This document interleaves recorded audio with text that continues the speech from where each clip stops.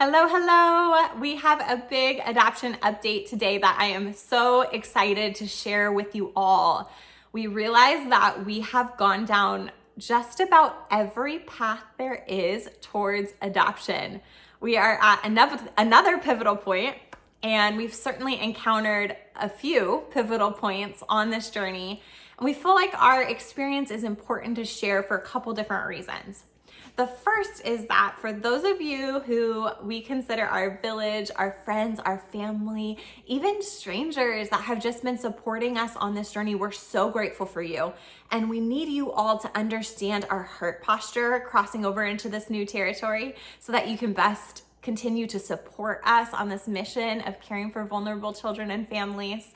And our second reason is because we care so much about helping others to connect to these paths of adoption and foster care that we hope our story will help you have a framework for what that can look like, whether you adopt or foster yourself one day, or you know someone that wants to and you can support them in that. So we feel like it's important to give an overview of this entire journey, and I will try to go through it quickly today. And I just appreciate you giving the time to this and caring about the story, because it's our story, but it really isn't about us. So let's start with Mary. As a little girl, as long as I can remember, I wanted to adopt. This was my childhood dream. I was adopted by my stepdad when I was just 5, and my community growing up, there were quite a few families that adopted internationally, and that was something that just impacted me. I played adoption with my baby dolls. I mean, this was my dream. And I got to live with my aunt and uncle in China in high school, and this furthered my desire to adopt internationally. I wanted to adopt from all the different countries I possibly could. I just love other cultures. So then I go to school and I meet Michael. And Michael had just spent some time in Haiti, where God implanted in him the desire to adopt one day. So this was a shared dream that we had early on, and we're always so excited about. Fast forward, we get married, we move to Southern California for Michael to go to dental school. And we know this isn't the time to start our family, but I just remember us dreaming about what it would be like to travel to different countries and pick up kiddos. And this was just something we talked about all the time.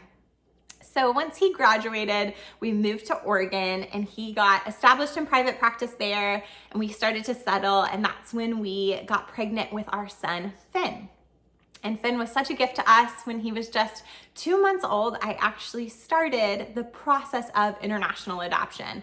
I knew that this process can take from 2 to 10 years. And if you're in the 2-year range, you are definitely on the lucky side. So I didn't want there to be too big of a gap between Finn and a sibling. I didn't want him to be an only child. And so I just got going right away on this paperwork. And that is when we found out we were pregnant with Lucy, my daughter. So Finn was only 5 months old when we found out, and this was the surprise of our lives. But we had to put the whole adoption process on hold because I had constant contractions throughout that pregnancy, and I was on bed rest, and it was a challenging time. So we just put that on hold. And then once Lucy was born and we started to adjust to being a family of 4, we actually bought our first house and we were feeling settled. That is when God encountered me and gave me a burden for human trafficking. So, but previous to this time, I knew a little bit about human trafficking, but if I'm honest, I looked away from the gravity of the problem because it's so overwhelming, and I just didn't have the courage to face it. It was easier to look away than to really research and learn the statistics. But I prayed a scary prayer. I said, God, break my heart for what breaks yours. And I encourage you to pray it if you haven't already, but it does come with a warning, because when you pray this prayer, you're never the same. And you can't ever look away again. And that's what happened to me. It pretty radically changed my perspective on adoption and on our family life in general. So I found out that 300,000 children a year in the US alone are victims of trafficking. I learned that trafficking is in every state, it's in every city, it's even in every county, it's in our neighborhoods, it's right in our own backyards, it's happening under our nose. Heart-wrenching for me to see how widespread this criminal enterprise is. And if I'm honest, I felt extremely helpless because this is $150 billion a year global industry, the fastest criminal enterprise growing in the world. What could I possibly do to make a difference and help? I knew that God was asking me to intercede, but I've always been passionate about being willing to be the solution to our prayers. And that's the piece that I didn't understand how I could possibly be a solution or make a difference. I remember God answering me in an unexpected way with 2 words. He said, foster care. A quick Google search, and I learned the correlation between human trafficking and foster care. I realized that foster care can be both preventative and restorative in relation to human trafficking. So it's preventative for the 122,000 children that are currently waiting to be adopted within the foster system. These are children whose parental rights have already been revoked. They have no relatives or kinship care available to adopt them, and they're just going from foster home to foster home until they age out of the system. The sad statistic is that 23,000 children a year age out of the system. And of these children, the vast majority end up homeless, in prostitution, in jail, or as trafficking victims.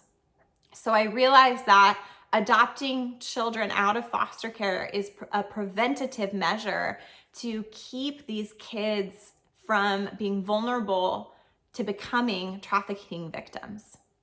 It's also restorative because 60% of the children who are victims of sex trafficking are currently in the welfare system. Now, opening a home to these kids is a restorative measure, both for the sex trafficking victims as well as those who have just suffered physical abuse and neglect.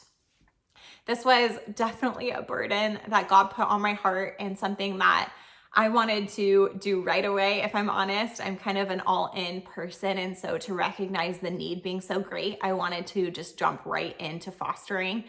At the time, Michael and I looked at foster to adopt. So there's some pretty incredible sites called American Kids Belong is one of them. And Northwest Adoption Exchange is another good site where you can see profiles of these kids who are waiting to be adopted. And you can hear their stories, and I encourage you to pray over them and learn their stories, share their stories.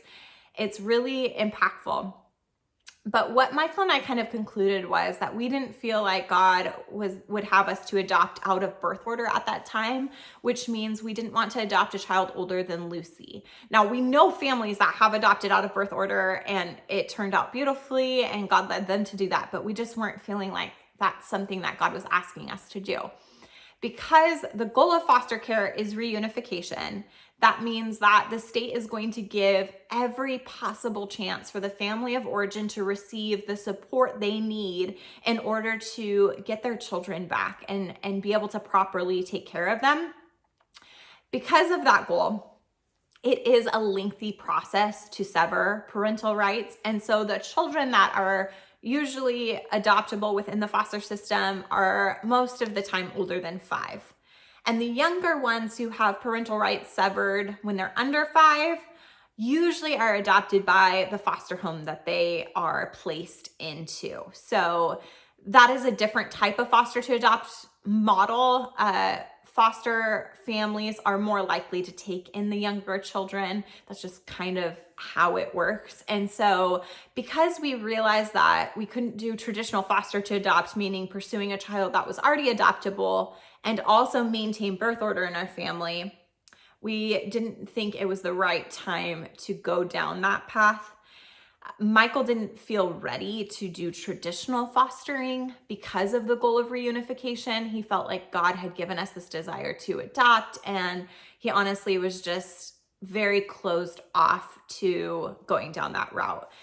So we shelved that. I recognized that a desire to appease a spouse is never a strong enough reason to get someone into fostering or adoption. And so when the path gets treacherous and gets challenging, as it inevitably will, you have to know God called you to it. It can't just be that you're doing it because your spouse really wants to do it. It has to be something that couples are united on. And so I knew that and I shelved it. I continued to pray for the waiting children and just pray for our family. Honestly, my conclusion was I thought that we would most likely adopt older children when our kids were older. And so I thought this would be the last path that we went down while we continued down different paths of traditional adoption. So at this point, international adoption kind of was off the table to us. What happened was I realized when I researched human trafficking, the direct correlation with the orphan crisis. Now, hear me. I am not saying that international adoption is all bad, but I am saying that the global orphan crisis is very complex, and adopting ethically internationally can be extremely challenging. Even agencies that look like they have nothing but ethical practices can unknowingly have ties to human trafficking and just unethical practices. And so we didn't feel like we could pursue that path fully ethically. And honestly, we just felt like our money and support would be better sent towards establishing in-country care, whether that be foster adoptive homes in country, and really leave the taking kids out of their culture and out of their country of origin to a last resort type situation. And so we just didn't feel the same way about international adoption anymore. And this was 2020. This was right at the beginning of COVID. And so all the paths towards international adoption were actually shut down. And so that was further confirmation to us that it wasn't the right time for us to pursue international adoption. So that left two primary paths open to us. The first was embryo adoption, and the second was domestic infant adoption. So it only took me about 2 minutes to be all on board with domestic infant adoption. I loved the idea of having an open adoption. I've had an open relationship with my bio dad my whole life, so I felt equipped to handle some of the more challenging pieces of that type of relationship. And I binge watched all the domestic infant adoption videos on YouTube and was really excited about the process. But before we began that process, God actually asked us to consider embryo adoption. Now, I had just met a friend who has 8 children, 5 of which are adopted and 2 were adopted as embryos. She actually had her last embryo adoption, pregnancy, and birth when she was 54 years old. She has just a miracle story, and their heart for valuing embryos is just amazing. It had really inspired me, but if I'm honest, I was still closed off to it. I felt in my own understanding and my own reasoning that adopting one of the 600,000 embryos that are currently frozen and in storage in the US alone was less valuable than adopting a child that was already born. But I remember the day that God corrected me on this. We were actually traveling in Arizona visiting Michael's family, and we had just come into a jewelry store. And I looked down and I saw this beautiful crystal gem. And I heard the Holy Spirit say, each one of these, my embryos, is more precious to me than the most priceless of gemstones. I remember stopping in my tracks and just repenting for assigning value to life based off my own understanding and not based off of his value system. And Michael and I began to consider embryo adoption, and we actually got excited about it. I knew that I would need to have a supernatural pregnancy because my pregnancy had been so hard, but we're like, God can do that if he's calling us to this. And we considered adopting an embryo and carrying it. With embryo adoption, you carry that child in your own womb. And I loved the idea of actually going through pregnancy again, even though my last one had been so challenging. I knew that God could redeem that for me. And yet once we reached this point of surrender, God actually then gave us the green light to pursue domestic infant adoption.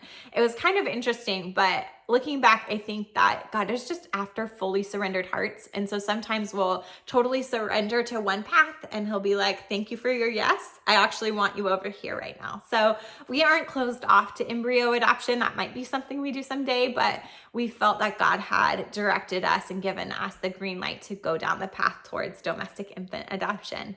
And we were so excited to do so. So in January of 2022, we signed up with Christian Adoption Consultants, and we did so because of their high ethical standard. Now, I had become so passionate about ethical adoption, and it was super important to me that we worked with the most ethical agencies. I was absolutely determined to only work with agencies that had zero coercion when it came to expectant moms, that provided counseling for life for mothers that choose to place their children for adoption, for those birth moms, and that also had full support of moms that maybe made an adoption plan but chose to parent. And so I wanted good policies around what's referred to as disturb adoption and just full support for these mamas. And so I felt CAC was an excellent resource for this. They do a multi-agency approach, which means that the process is generally faster. We ended up working with 7 agencies across the US. Most of our agencies were actually in Florida.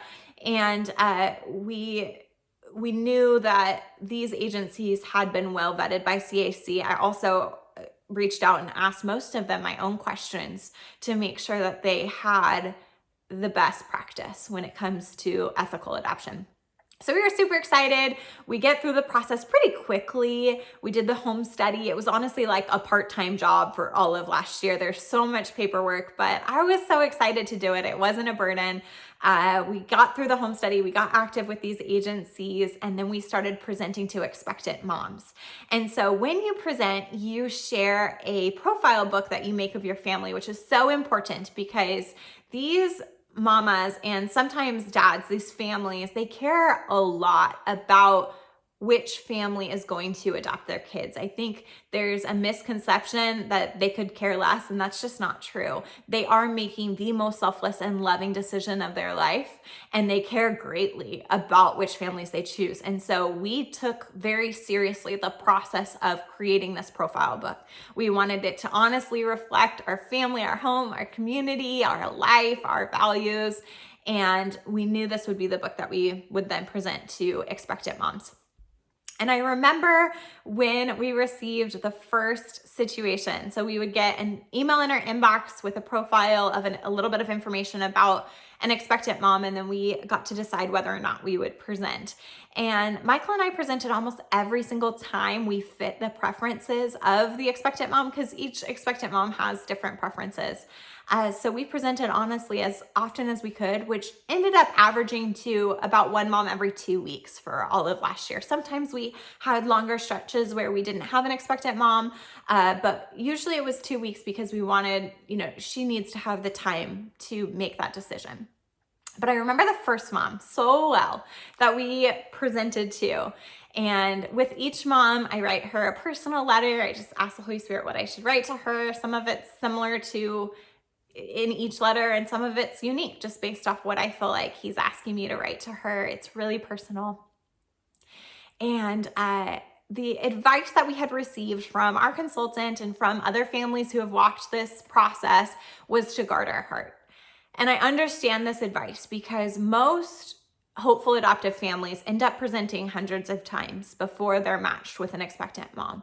So I understand the advice to guard your heart, I do.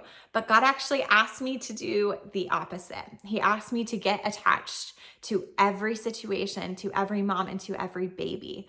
I was really tempted every single time to stay a little bit disconnected, to pray high-level prayers like God bless her, God provide for her, give her wisdom in her decision. And those aren't bad prayers. But God was asking me to intercede in a way that I really stood in the gap. And I asked God every time, what's your heart for this mama and this baby?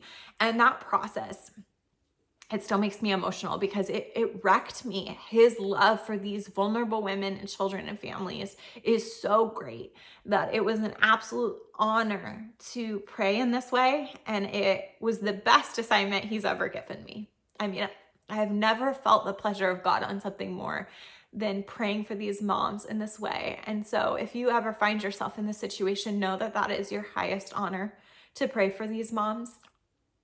It really isn't about us, but it is so beautiful to be used in that way in intercession and to get to experience God's heart for his precious children.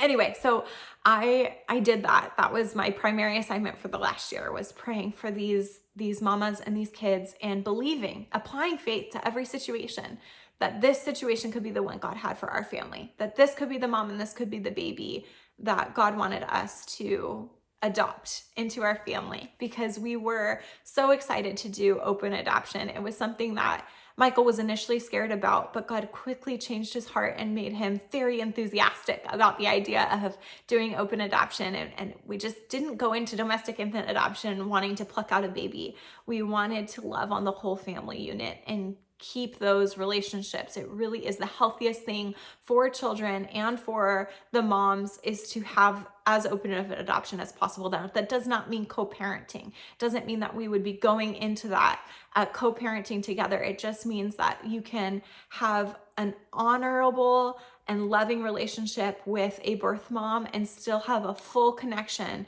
with your adoptive parents. That those two things can absolutely coexist and do coexist in the best of situations.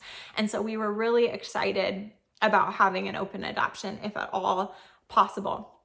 Now, we continued to go through this process, and in July of last year, I got to attend the Her Voice National Conference. And at this conference, there was just an outpouring of a spirit of adoption that I hadn't encountered corporately before. It really is, I think, one of the mandates on my life to see a spirit of adoption release in the church and really transform us so that we know our true identity and our inheritance, and we have intimacy with Jesus to the point where we start to look like him and we love what he loves and we hate what he hates. And so I was really impacted by this event. There was an altar call for people to come forward that wanted to adopt one day themselves or foster, and the altar was flooded with women. And so my prayer this whole time was that for each woman represented at this event, that their husbands would also receive this impartation of a spirit of adoption. And I was praying the same thing for Michael. The very next day after the conference, we sat in church together, and one of my heroes, Nicole Fitzpatrick with Village Global, was sharing at our church about her ministry. She rescues and rehabilitates trafficking victims in Mexico. She is incredible, and their ministry is absolutely amazing. And as we're listening to her share some of these stories, Michael is really outwardly emotional, which is not like him. And so I asked him after the service, what was God speaking to you? I thought that maybe we were moving to Mexico, and I was honestly excited about it. I had just given God my full yes, and I was like, let's go to Mexico, be a part of this ministry. It's just so my heart to care for vulnerable children and families, and her ministry is so amazing that I was ready for whatever radical yes came next, right? And his answer actually surprised me. He said God spoke to him that he needed to be open to foster care. So I found it really interesting that he had reached that conclusion in the same way that I had with the connection of human trafficking. And I was really just awed by God that he had received that impartation without being in the same gathering as I was, or in the exact same way, but yet it was in a very similar way. And so we started talking about getting our foster license. Now, at the time, we were living in Tri-Cities, Washington. We had moved 2 years prior so that Michael could get out of private practice and move into prison dentistry. This was something God put on his heart, and it's one of the things that really prepared Michael for just the ministry of reconciliation, for being able to see people not based off what they've done, not based off their record, but how God sees them. And it's just been beautiful to see the transformation in Michael. And honestly in myself, like this whole adoption process has been like a heart transplant surgery, piece by piece. Every time we yielded ourselves to prayer, every time, Michael takes care of a prisoner with just a horrific record, right? God removes a piece of our stony heart and replaces it with his soft and tender heart for these people. And to the point, we've undergone enough surgery of the spirit to the point that I don't even really recognize us and our desires anymore. And it makes me emotional because only God can do that. Only God can love through us in that way. That's not a forced love, but a sincere, transformative love. It's amazing. And that process alone was worth every heartache that we endured through the last 12 months of presenting to these moms, because praying for them in this way is really vulnerable because you do get attached. And so I would have to grieve every time we didn't get matched, every time we got the email that said your family wasn't chosen to present. I had to grieve that, but God taught me how to grieve. That was one of the other just amazing things that came out of this process, was God taught me how to grieve. So where was I? We are in July of last year. We went to start to get our foster license, but God had been stirring in us that it was time to move back to be near family. So we had been in Tri-Cities for 2 years at that point, and we felt God was going to have us move back to family, but we didn't feel like Michael was supposed to go back to private practice. And so we just asked God to provide a position for Michael at the prison here in Vancouver if that was his will. And God had Michael reach out to the prison dentist. He said it felt super awkward to email him because it was kind of like, hey, can I have your job? But really it was just inquiring about what this dentist's long-term plans were at the prison facility. And it was an important email to send. To our surprise, this dentist responded back and said that he took Michael's inquiry as a sign from God that he should leave that position and go move to Germany to be with his wife. He was worried about leaving his staff and his assistants, and he wasn't sure that the right dentist would fill his position. And so when Michael inquired, it gave him the peace of mind to leave the position. And that started us in a long transition of moving back to the Portland area. We bought a house here in Vancouver in October. We updated our home study, did a whole nother inspection so that we could continue to present that whole time to expectant moms, and we did. And then we got settled here. And then in November, we finally were like, okay, we've caught our breath from that whole big, wind of transition, whirlwind. And we started to slowly pursue getting our foster license. Now, at the time, our thought was God is highlighting what the next path to us is. I was concerned that our lifelong goal of adoption and the goal of reunification would conflict. And so I felt like if we finished the process of domestic infant adoption and got our baby, then we could fully go into fostering without a conflict of interest. And so that, again, was just my own reasoning, but I thought surely God is not going to take us through this long domestic infant adoption process and all of the ups and downs of emotions, all the financial investment, all the time investment, and have us walk away without a baby. So I thought foster care was the next thing we were going to do. And we had kind of decided we could get our license while we were waiting and provide short-term respite care to families while we waited to get our match through domestic infant adoption. So that was our plan. And then at the beginning of the year, God told Michael that it was time for us to go all in with foster care and to step away from domestic infant adoption. And when he first said this to me, I'm going to be honest, I was super overwhelmed, and I didn't know how to respond. Was really challenging for me to consider walking away from the domestic infant adoption journey that we had been on. And yet I saw this transformation in my husband that was completely undeniable, and I knew it had to be God. And so I was pretty sure that this is actually what God was asking us to do, but I had to take that to the Lord myself. Michael said something next that really softened my heart towards this idea. He said God told him to view adoption not as a means to grow our family, but as the goal being to grow God's family. Michael explained to me that he felt like the ministry of adoption is a whole lot more about sharing Jesus with people and getting them to be part of God's family than it is about our family growing or us changing a name. And that truth really impacted me. And we started to pray about walking away from the domestic infant adoption process. This was something that I knew I had to grieve, that I had to just properly process with the Lord before we made this decision. At the time, there was an expectant mom profile that we had received, and I heard God say, this is the last one. So we decided to present to this expectant mom. And while we waited to hear back, I just went through the heart process of opening my heart to God and asking him to prepare me for what's next. I really wanted to be yielded to whatever direction he had. I felt like we were crossing over either to a match with this expectant mom or to foster care fully. And it was during this time that God showed me that my desire to adopt and the goal of reunification do not have to conflict.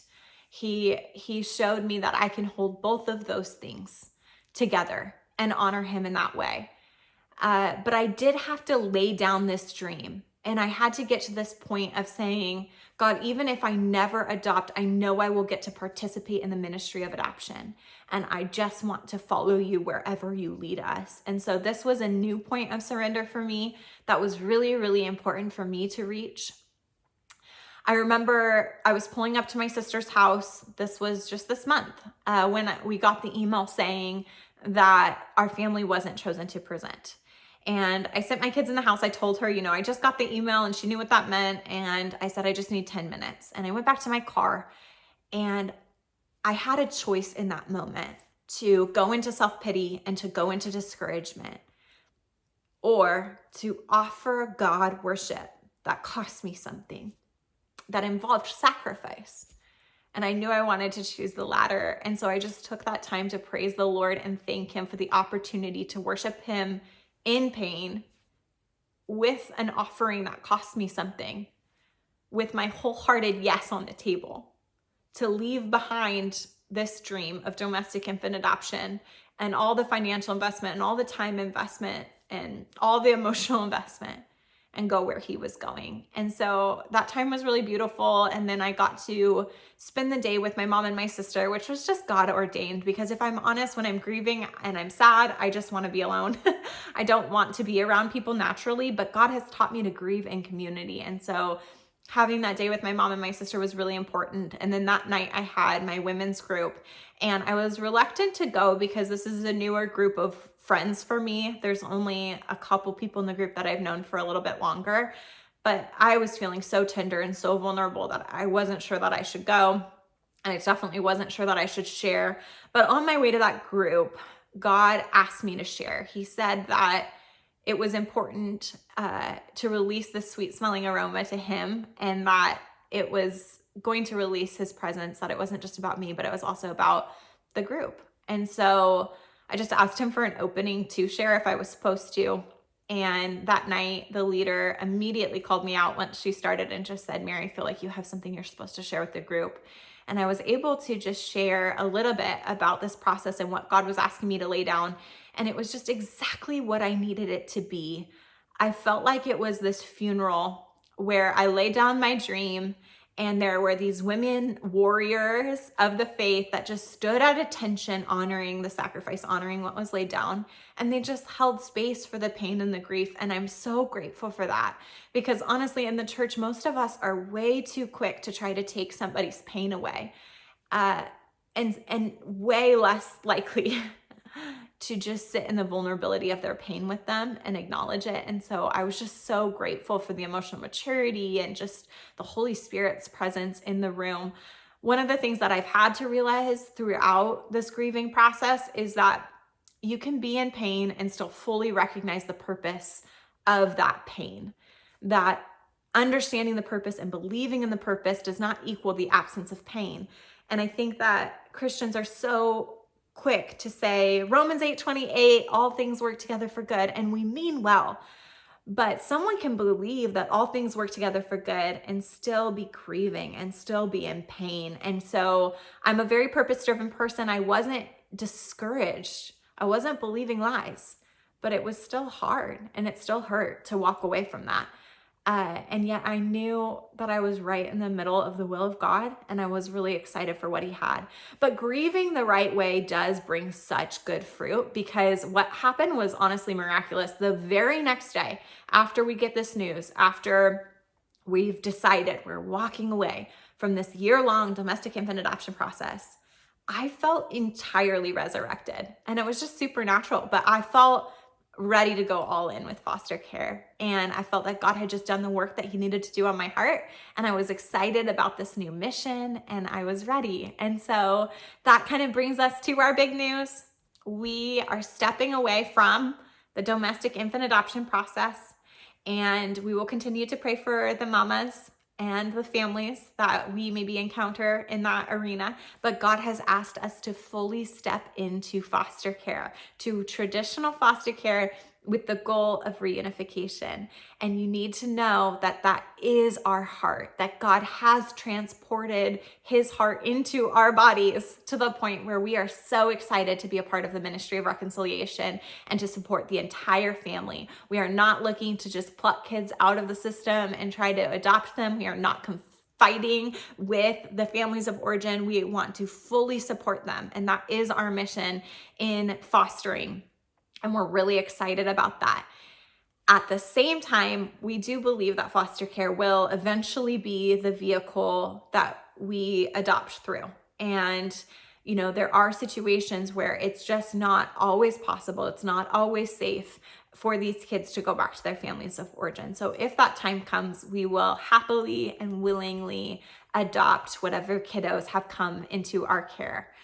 We are planning on opening our home to kids 4 and under. We're going to try to stick to the younger ages to maintain birth order. So that's our plan right now. That could change, but that's where we feel directed right now.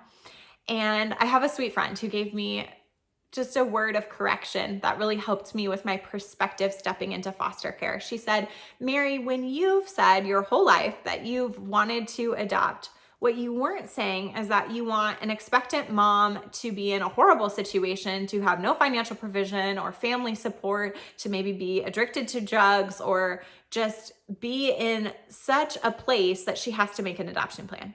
That is, of course, not what you were wishing. You were only saying that you wanted to be part of the solution for a bad situation and be part of God's plan of redemption. She said the same is true with foster care. Saying that you still want to adopt is not saying that you do not want the children in your care to reunify with their families of origin. It's just saying that you want to be open to that plan of redemption if and when God allows. And so that is our heart posture going into foster care. Even if we never adopt, we are so excited to just foster kids and open our home and open our hearts to the vulnerable within our own communities. And we are so grateful for the process that God has taken us through to prepare us to do this well. And we need your support. We need your prayers in this. It does take a village, and we want to include you in this as much as possible. That is something God has been very clear to us on, that we are to be vulnerable and open about this process, to give a model for others to hopefully also participate in this ministry.